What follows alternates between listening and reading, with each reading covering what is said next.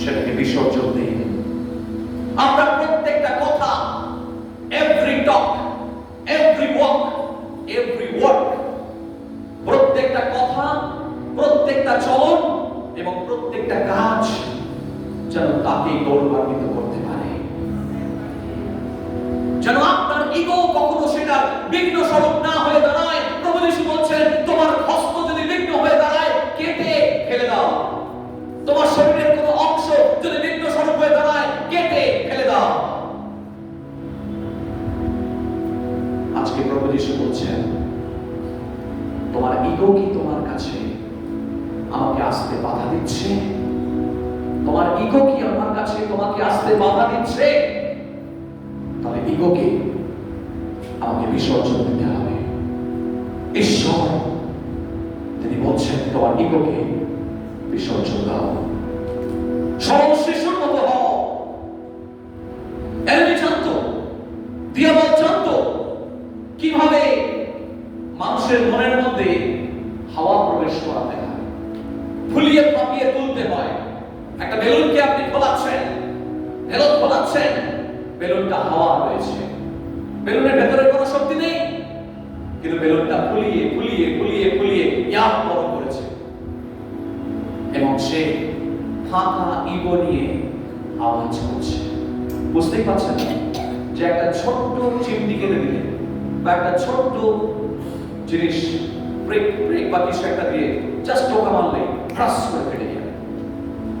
দিয়াবল এইভাবেই আদম এবং হওয়াকে ফুলিয়েছিল, মিথ্যার প্রলোভন দিয়ে তাদের বেলুনগুলোকে, তাদের ইগোর বেলুনগুলোকে ফুলিয়েছিল। কিন্তু যখন ঈশ্বর এলেন, তাদের বেলুন সঙ্গে সঙ্গে তাদের বাস্তব চেহারা ফুটে উঠল। তারা লজ্জা পেল, কিন্তু দুঃখের বিষয় তারা সেই পরিকল্পনা থেকে বেরিয়ে গিয়েছিল। দিয়াবল অনেক সময় আমাদের মনের মধ্যে এই রকমের বেলুন ফোলায়, ইগোসেন্ট্রিক বেলুন ফোলায় এবং আমাদেরকে ইগোইস্টিক করে তোলে, আমাদের আমিত্ববোধকে জাগ্রত করে তোলে। ঈশ্বরের থেকে তুমি বড়, তোমাকে সম্মান দেওয়া হচ্ছে না, এটাই তো বলতে চেয়েছিল আদম আর হওয়াকে। কিন্তু আদম আর হওয়া যখন সেই মিথ্যাটাকে সত্যি বলে শুনে নিল, যখনই তার মনের মধ্যে সেই বেলুনটা খুলে গেল, সে বুঝতেই পারল না যে হাওয়া ভরে, মিথ্যা হাওয়া ভরে তাকে শুধু খুলিয়ে দিয়েছে, বাস্তবের সঙ্গে তার কোনো যোগ নেই। আর সেই হাওয়া নিয়ে সে ফুলে উঠতে শুরু করেছিল।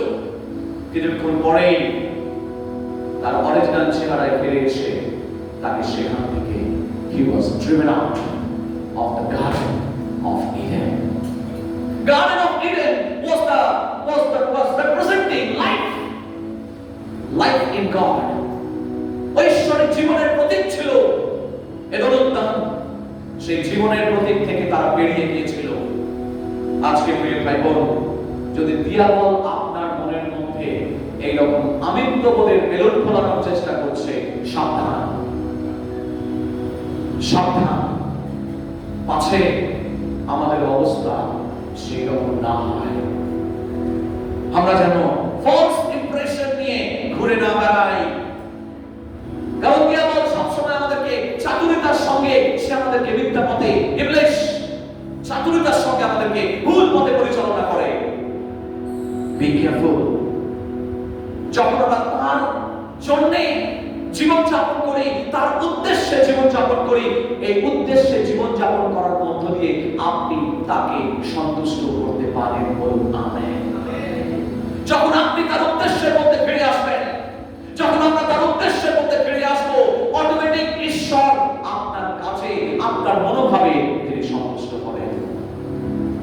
যখন আমরা তার কথা শুনবো, যখন আমরা তার পথেই চলবো, যেমন আব্রাহাম শুনেছিলেন, ইসাহাককে বলে দেখিয়েছিলেন, ঈশ্বর তিনি সন্তুষ্ট হয়েছিলেন। আজকে ঈশ্বর তিনি বলছেন, আমার মেষেরা আমার রব জানে। আজকে কি আপনার প্রভুর রব আপনি জানেন? রব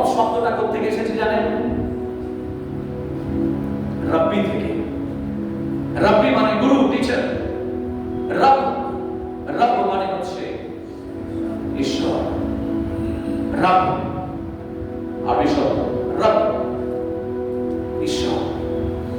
সেই রব থেকে তিনি বলছেন রবের কথা যে জানে, অর্থাৎ ঈশ্বরের কথা যে জানে, যে শোনে। আজকে কি সেই ঈশ্বরের রব আপনি শুনতে পাচ্ছেন? ঈশ্বর বলছেন আমরা যেন সেই বিষয়ে শুনতে পারি। যখন আমরা নিজেদেরকে নতনম্র রাখি, শুধু বাহ্যিক ভাবে নয়, আন্তরিক ভাবেও, তখন ঈশ্বর আনন্দ পান। আমরা যখন নিজের না পেটাই, আমরা যখন নিজেদের কথা, আমরা অন্যদের কথা বলি, অন্যদের ভালো বিষয়গুলো তুলে ধরি, তবে দেখবেন ঈশ্বর আপনার প্রতি সন্তুষ্ট। আপনি যখন অন্যকে তুলে ধরবেন, ঈশ্বর আপনাকে তুলে ধরবেন। যখন আমরা আমাদের কণ্ঠস্বরের ভলিউম কমাবো, ঈশ্বর তিনি শুনতে পাবেন, ঈশ্বরের কথা আমরা শুনতে পাবো, ঈশ্বর আনন্দ পাবেন। তৃতীয়ত, স্পিরিট অফ আন্ডারস্ট্যান্ডিং। প্রথম বললাম স্পিরিট অফ দ্য লর্ড, সদাপ্রভুর আত্মা।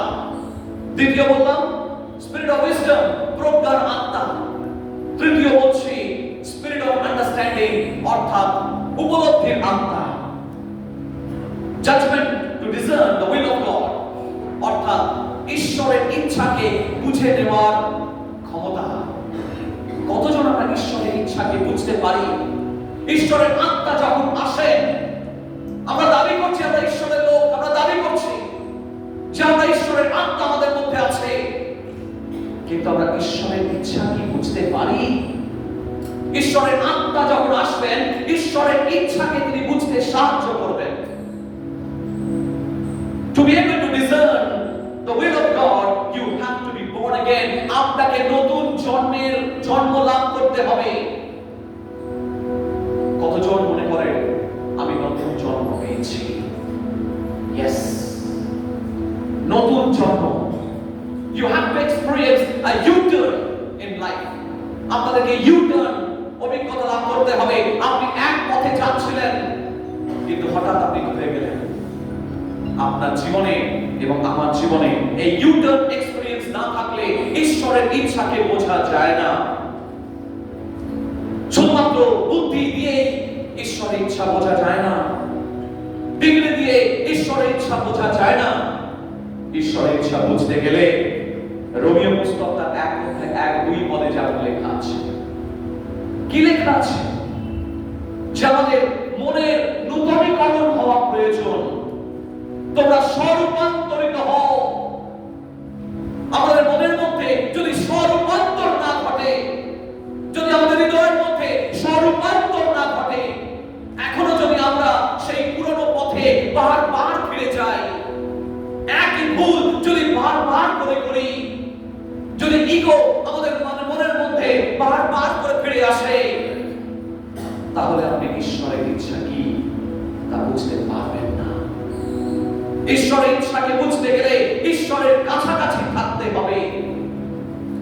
ঈশ্বরকে জানতে গেলে তার কাছাকাছি থাকতে হবে। সেখানে বলছে তোমরা মনের নূতনীকরণ, স্বরূপান্তরিত হও। সেই স্বরূপান্তর আমাদের জীবনে যেন ঘটে। পবিত্র আত্মা যখন আসে, বাগরূপ যখন আসে, আমাদের মধ্যে স্বরূপান্তর ঘটান।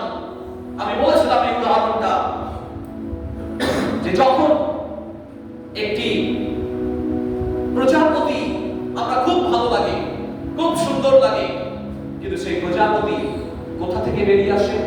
শুঁয়োপোকা থেকে।